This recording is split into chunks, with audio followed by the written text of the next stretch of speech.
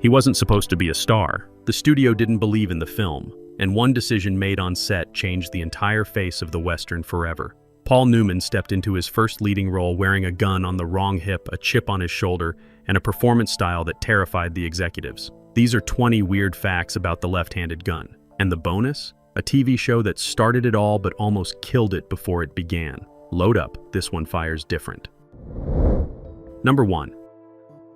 Before Paul Newman became Billy the Kid on the big screen, he was already living in that skin on television.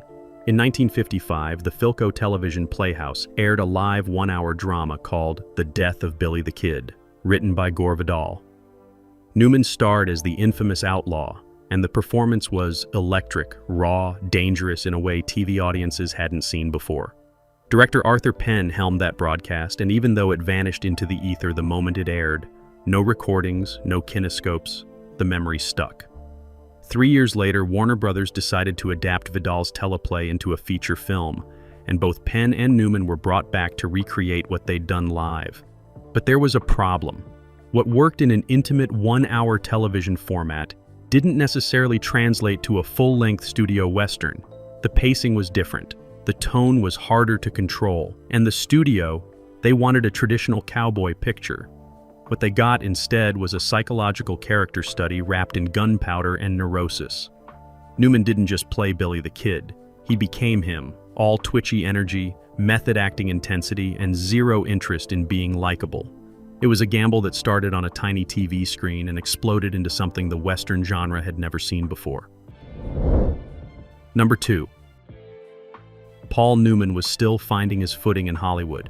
He'd done a handful of films, mostly supporting roles, and the industry hadn't decided if he was leading man material yet. Then came The Left-Handed Gun, his first true starring vehicle, and Warner Brothers wasn't confident. At all. They looked at the dailies and saw something unsettling. Newman's Billy wasn't charming or heroic. He was volatile, almost feral, a kid playing with guns like toys and treating death like a joke until it wasn't funny anymore. Executives wanted a clean-cut hero. They got a mumbling, explosive force of nature who laughed at the wrong times and cried when he should have been tough. It didn't fit the mold. Test screenings were mixed. Some audiences loved the intensity, others walked out confused, even uncomfortable. Warner Brothers panicked and buried the film. No major marketing push, no prime release date, just a quiet rollout in 1958 that came and went without much fanfare. Domestically, it flopped. Critics were split. But overseas, especially in France, something clicked. The French New Wave filmmakers saw Newman's performance as revolutionary, a rupture in the Hollywood system. They championed the film, wrote essays about it, screened it at festivals, and slowly, over decades, The Left-Handed Gun transformed from a studio misfire into a cult classic. What America dismissed, Europe preserved.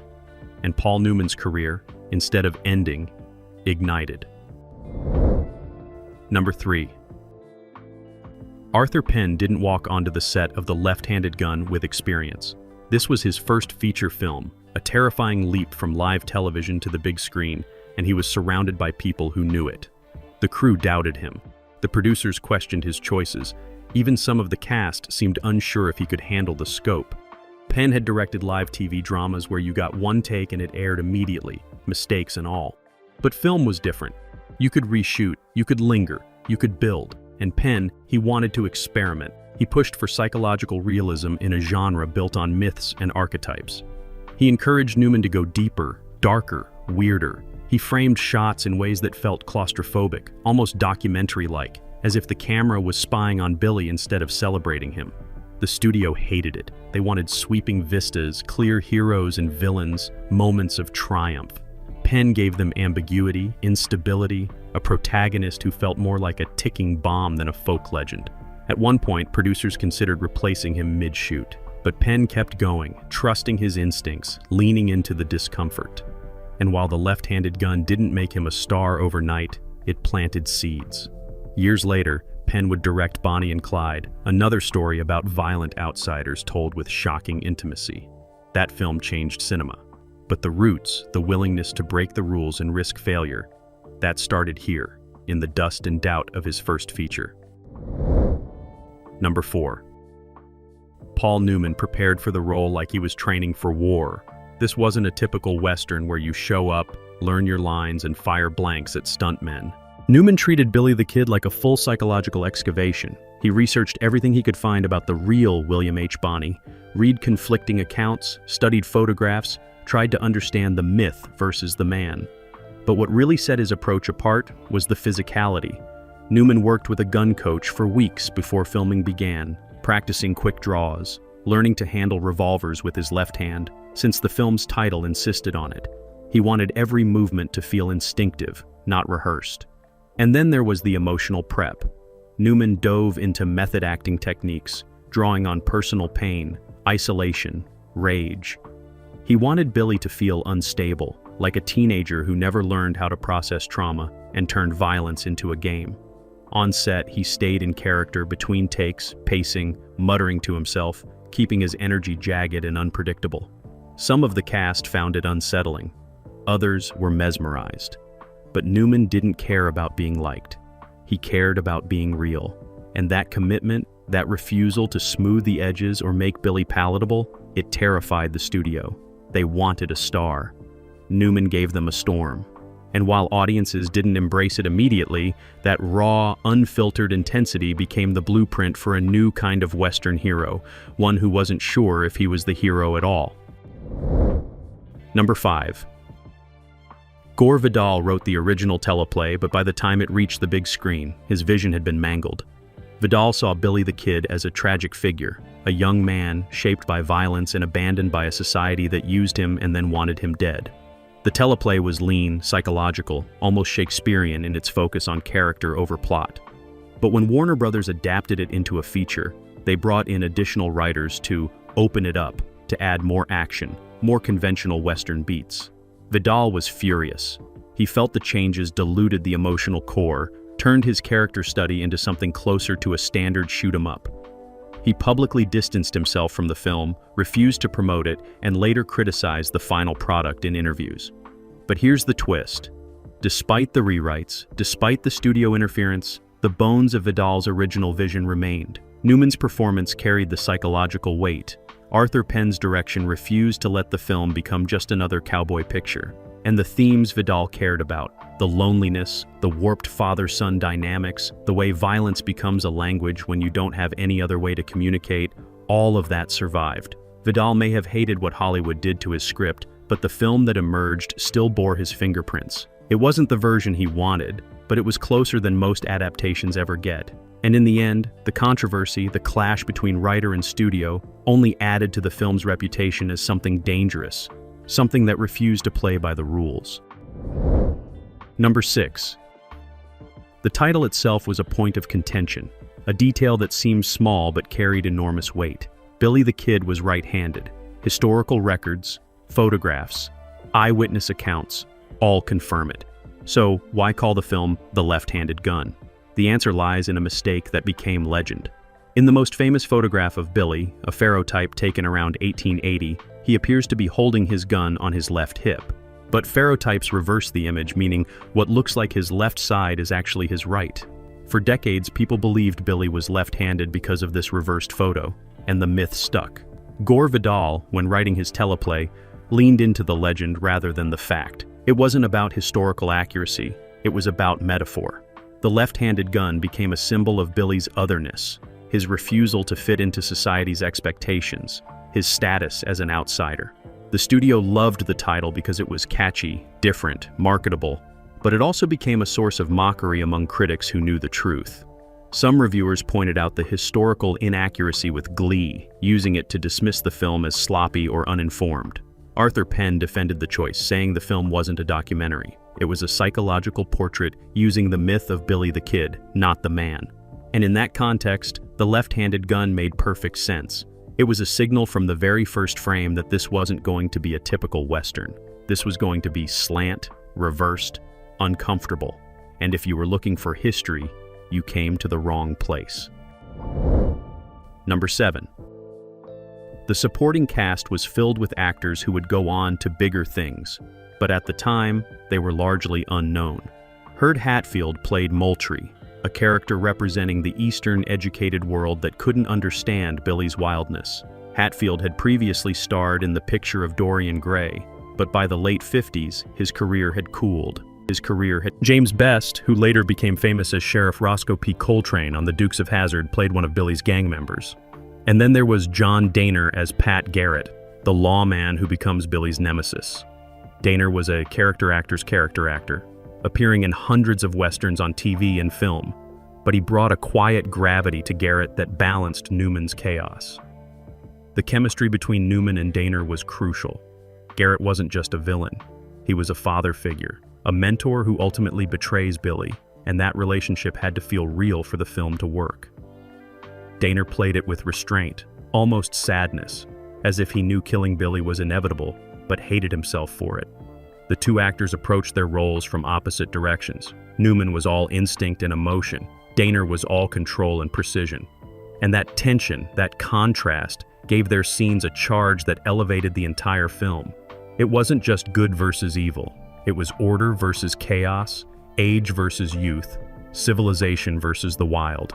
And in the end, both men lose. Number 8. The film's visual style broke from tradition in ways that critics didn't know how to process.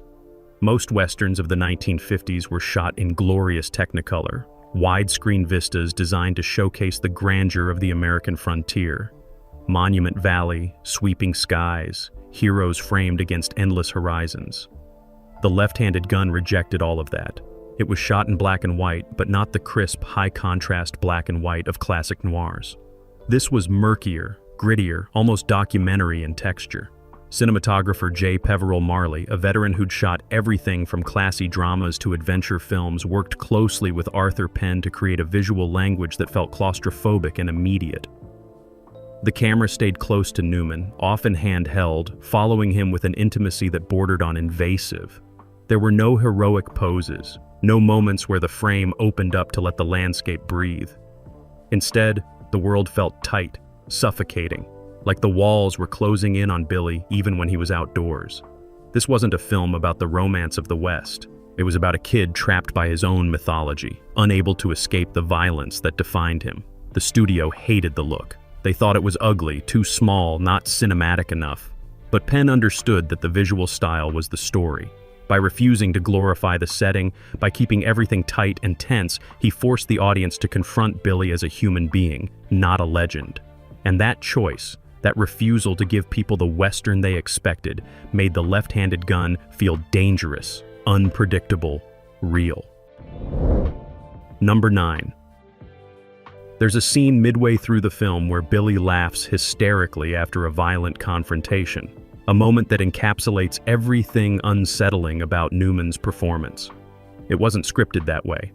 Originally, the scene called for Billy to be quiet, almost shell-shocked, but Newman felt that was too conventional, too expected. He wanted to show how disconnected Billy was from normal emotional responses, how violence had become so routine that it triggered inappropriate reactions. So, during the take, he started laughing. Not a villainous cackle, but something more disturbing. A high-pitched, uncontrollable giggle that sounded like a child playing a game he doesn't understand. Arthur Penn kept the camera rolling, unsure if Newman had lost his mind or found something brilliant. The crew watched in stunned silence. When Penn called cut, no one knew what to say.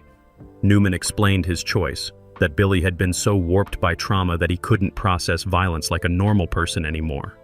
Penn loved it. The studio, when they saw the dailies, wanted it removed. They thought it made Billy seem insane, unlikable, too far gone. But Penn fought to keep it in, arguing that this was the heart of the character. Billy wasn't a tragic hero. He was a damaged kid who'd been turned into a weapon and didn't know how to be anything else.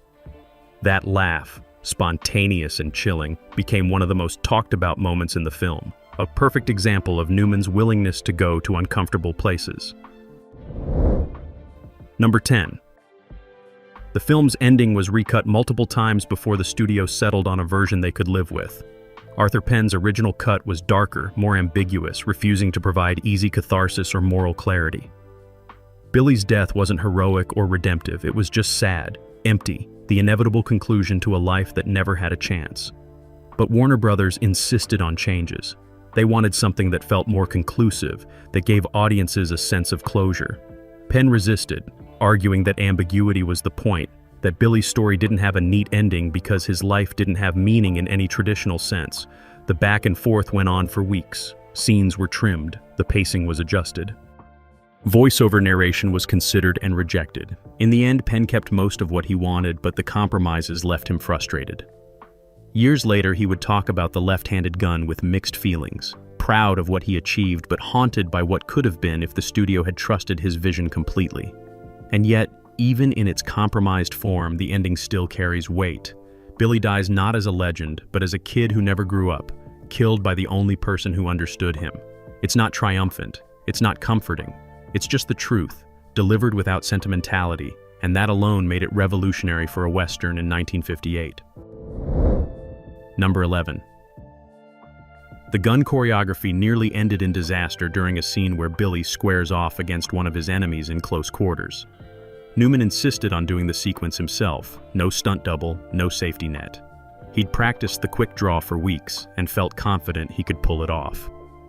The prop master loaded the revolver with blanks, standard procedure, but blanks at close range can still cause serious injury. During the first take, Newman drew fast, fired, and the muzzle flash singed the shirt of the actor standing opposite him. The man stumbled backward, shaken but unhurt. The crew froze. Arthur Penn called cut immediately and pulled Newman aside. They adjusted the blocking, added more distance, but Newman refused to pull back on the intensity. He wanted it to feel real, dangerous, like actual violence was about to explode. They shot the scene again, and this time it worked. The energy was electric, the danger palpable, and you can see it in the final cut. That moment of genuine fear, the knowledge that something could go wrong, it's all there in the actor's eyes. Because it wasn't acting. For a split second, it was real. Number 12. Paul Newman's career was hanging by a thread when he took the role of Billy the Kid. His previous films had underperformed. The studio wasn't convinced he had leading man potential. Some executives openly questioned whether he was too intense, too method, too strange for mainstream audiences. The Left-Handed Gun was a test, and if it failed, Newman knew his movie career might be over before it began. He'd go back to television or theater, tail between his legs, another promising talent who couldn't make the leap. That fear drove him. Every scene felt like an audition for his entire future. He pushed himself harder than he'd ever pushed before, refusing to hold anything back. And when the film flopped domestically, his worst fears seemed confirmed. For months, Newman thought he'd blown his shot. But then, something unexpected happened. European critics started championing the film. Directors like François Truffaut and Jean-Luc Godard praised Newman's performance as groundbreaking. And back in America, other filmmakers took notice. They saw what the studio missed, a raw, fearless actor willing to take risks. Offers started coming in. Better roles, bigger budgets. The Left-Handed Gun didn't make Newman a star overnight, but it proved he was too talented to ignore. Number 13. The film's depiction of violence was unlike anything audiences had seen in a Western. This wasn't clean, heroic gunplay. It was ugly, impulsive, and often pointless. Billy didn't shoot people in fair duels at high noon. He killed them in moments of rage, confusion, or because he didn't know what else to do. Arthur Penn wanted to strip away the romanticism that Hollywood had built around frontier violence. He showed bullet wounds, bodies crumpling in awkward positions, characters dying slowly instead of instantly. The censors hated it. They flagged several sequences as too graphic, too disturbing for a general audience. Penn had to make cuts, but he fought to preserve the essential brutality. He argued that sanitizing violence was more dangerous than showing it honestly. If you make killing look glamorous, people don't understand the real cost. But if you show it as messy and tragic, maybe they'll think twice. The studio didn't care about philosophy. They cared about ticket sales, but Penn's vision survived enough to make an impact. Later filmmakers, especially those in the revisionist Western movement of the 60s and 70s, would point to The Left-Handed Gun as a turning point, the moment someone dared to show that violence wasn't noble or clean. Number 14. Filming took place primarily in New Mexico, using real frontier locations that hadn't been touched by modern development. Arthur Penn wanted authenticity, not Hollywood backlots dressed up to look like the Old West. They shot in dusty towns, abandoned ranches, and wide-open deserts where the sun beat down relentlessly. The conditions were brutal. Temperatures soared over 100 degrees. Dust storms rolled in without warning, shutting down production for hours. The cast and crew suffered through it all, sweating through costumes, squinting against the glare, dealing with equipment that malfunctioned in the heat. Paul Newman, already pushing himself emotionally, had to contend with physical exhaustion as well. He later said the harsh conditions actually helped his performance because Billy would have lived this way, dirty, tired, weathered by the elements. There was no air-conditioned trailer to retreat to, no comfort between takes. You stayed in the heat, stayed in the moment, and that rawness translated to the screen. The studio complained about the budget overruns caused by weather delays, but Penn insisted it was worth it. The landscape wasn't just a backdrop, it was another character, unforgiving and indifferent, a place where survival required constant struggle. Number 15. There's a pivotal scene where Billy confronts a father figure who betrayed him, and Newman played it with tears streaming down his face. It wasn't in the script. The scene called for anger, defiance, maybe some quiet resentment. But Newman felt Billy's pain went deeper than rage. This was a kid who'd been abandoned over and over, who desperately wanted someone to care about him and kept getting rejected.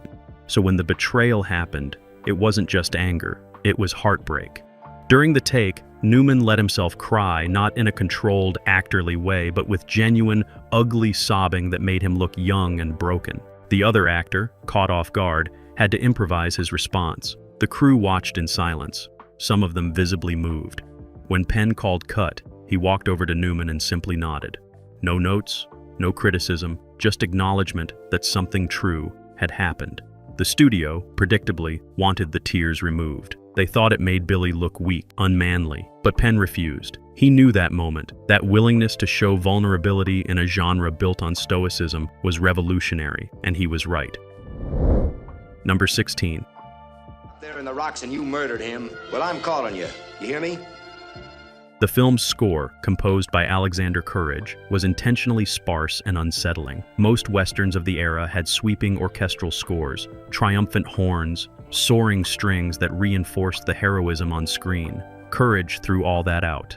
He used discordant notes, jarring percussion, long stretches of silence broken only by ambient sound. It made audiences uncomfortable, which was exactly the point. Arthur Penn wanted the music to reflect Billy's fractured psychology, the sense that something was fundamentally wrong beneath the surface. There were no triumphant themes, no moments where the score told you to feel good about what was happening. Instead, the music created tension, unease, a feeling that violence could erupt at any second. The studio hated it. They commissioned a second, more traditional score and tested both versions with audiences. The traditional score tested better, but Penn fought to keep Courage's original work. He argued that making the audience comfortable defeated the purpose of the film. You weren't supposed to enjoy Billy's journey. You were supposed to feel the same instability he felt. In the end, Penn won, and the unconventional score became another element that set the left-handed gun apart from every other Western of its time. Number 17.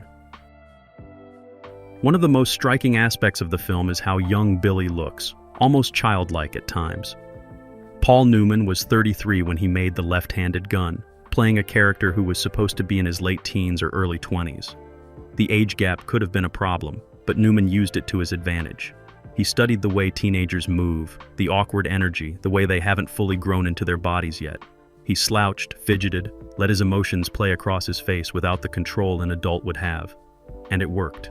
On screen, Newman doesn't look like a grown man playing young. He looks like a kid trapped in a situation he doesn't understand, trying to act tough while barely holding it together. The costuming helped too. They dressed him in clothes that were slightly too big, making him look smaller, less imposing. And the way Penn shot him, often from above or with other characters towering over him, reinforced the sense that Billy was a child in a world of adults. It was a brilliant creative choice that turned a potential liability into one of the film's greatest strengths. Number 18. After the film's initial failure, it disappeared from American theaters quickly, barely making a dent at the box office. But in France, something extraordinary happened. Critics at Cahiers du Cinéma, The influential film magazine that became the voice of the French New Wave championed the left-handed gun as a masterpiece. They wrote lengthy essays analyzing Arthur Penn's direction, Paul Newman's performance, the film's psychological depth. Directors like Truffaut screened it repeatedly, studying Penn's techniques, the way he broke from classical Hollywood conventions. The French embraced the film not despite its rough edges, but because of them. They saw it as a rejection of studio formulas, a personal, auteur-driven work that prioritized character over plot, emotion over action. The praise from France slowly trickled back to America. Film schools started showing it. Critics who'd dismissed it initially took another look, and over time the left-handed gun was reassessed, rediscovered, transformed from a flop into an influential work that paved the way for the new Hollywood movement of the late 60s. It took a different country, a different film culture, to recognize what Warner Brothers couldn't see. Number 19. Paul Newman later said that Billy the Kid was the hardest role he'd ever played, not because of the physical demands, but because of the emotional darkness he had to access. Playing someone so damaged, so violent, so lost required him to go to places he didn't enjoy visiting. Between takes, he couldn't just snap out of it. The intensity lingered, affecting his mood, his relationships on set, even his sleep. He had nightmares during filming, waking up in cold sweats, the character bleeding into his subconscious. Some actors thrive on that kind of immersion. Newman found it draining, almost toxic. When filming wrapped, he needed weeks to shake Billy off, to feel like himself again. And yet, despite the toll it took, he never regretted it. He knew he'd done something special, something that pushed him further as an actor than he'd ever gone before. Years later, when asked about his favorite performances, Newman rarely mentioned the left-handed gun, not because he was ashamed of it, but because remembering it meant remembering how much it cost him. Number 20. The film's legacy is complicated. It wasn't a commercial success, it didn't win awards, it didn't make Paul Newman a household name or establish Arthur Penn as a major director, at least not immediately. But it changed something fundamental in the Western genre. After The Left-Handed Gun, you couldn't make the same old cowboy pictures without someone asking why. It opened the door for films like The Wild Bunch, Butch Cassidy and the Sundance Kid, Unforgiven, stories that examined violence, questioned heroism, and refused to provide easy answers. Directors studied it, film schools taught it, and slowly, quietly, it became one of those films that mattered more over time than it did in the moment. Arthur Penn went on to direct Bonnie and Clyde, which shocked audiences with its brutal violence and anti-hero protagonists, ideas he'd first explored here. Paul Newman became one of the greatest actors of his generation, but he never again played a character as dark, as broken, as Billy the Kid. The Left-Handed Gun was a failed experiment that succeeded in ways no one expected. Bonus fact.